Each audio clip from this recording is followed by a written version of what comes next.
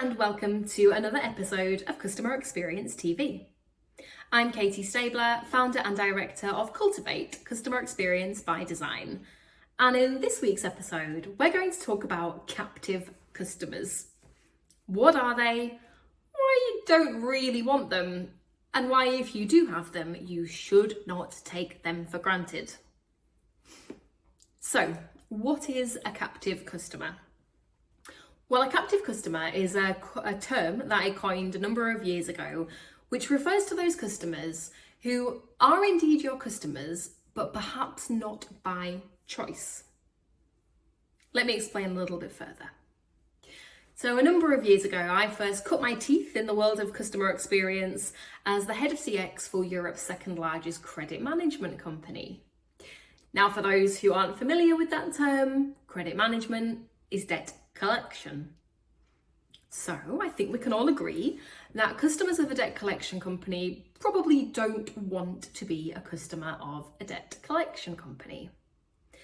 They're a great example of a captive customer, a customer not through want, but through no choice at all. I was also listening to a podcast recently hosted by Christopher Brooks, where the guest Phil Klaus gave a fantastic example of a captive customer. Phil shared a story of a piece of research which identified a customer as loyal because he frequented a garage daily, fueled his car, bought some bits and bobs, and off he trotted. Now, upon further research, it was actually found that the customer wasn't loyal at all. It was a complete decision of necessity. He visited this garage because it was the only one in his vicinity, and he didn't have a choice. Captive customer. And airlines are a great example of this. As a customer, you might have a particular budget, or you may want to go to a particular destination where only certain airlines fly to, and again from a particular airport where your choices are limited. Your choice of airline might not be your first choice. It is simply necessity.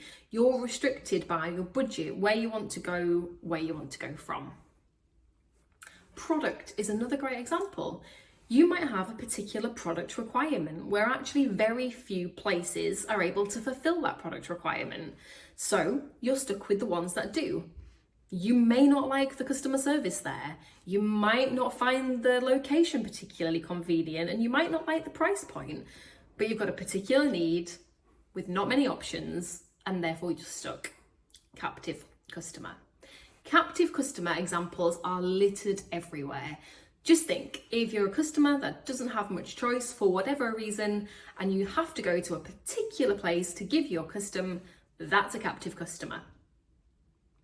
Now you might be thinking, as a business, well, great, great for me. It doesn't matter really where I get my customers from, and if they don't have a choice and I'm their only option, even better, they're my customers. Okay, I can understand why one might think that, but this is where companies fall foul with that particular viewpoint. Let me explain. Captive customers might not be captive forever. So let's look back at the example of the debt collection company. Yes, they don't have a choice. Yes, they're stuck with that particular debt collection company. But what happens if they don't get a good customer experience and actually they just stop engaging? Well, that is not good for the debt collection company. They're not getting their money and they're having to put time, effort, and resource into making extra customer contact. Not good. Let's look at the garage example. Yes, it's a captive customer right now. It's the only one in the vicinity. Fantastic for the garage. But what happens when a new garage is built 2 miles in the opposite direction that is equally as convenient for the customer to get to? If the current garage delivered a great customer experience and really nurtured some loyalty and advocacy and some familiarity, then maybe Mr. Customer will stick with the existing garage. If it's not a great customer experience, however, maybe off they'll toot to the next garage. Same with airlines. What happens if your customer's budget changes or another airline is able to start offering flights to that particular location? choice becomes available, and if you're not top of that customer's list from a customer experience perspective, they may not stick with you.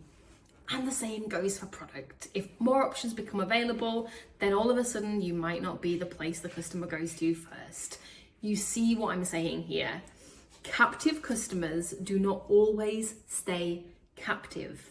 So if as a company you do have a customer base of captive customers, do not take them for granted. Don't assume that they're going to be your customers forever, because for some reason, whether it's their circumstances or your circumstances that change, that captivity may completely eradicate. And unless you're offering a great customer experience and really nurturing that loyalty, this is where you can really start to see your retention impacted. So if you have got captive customers, don't take them for granted and prioritize your customer experience nonetheless. Happy CXing.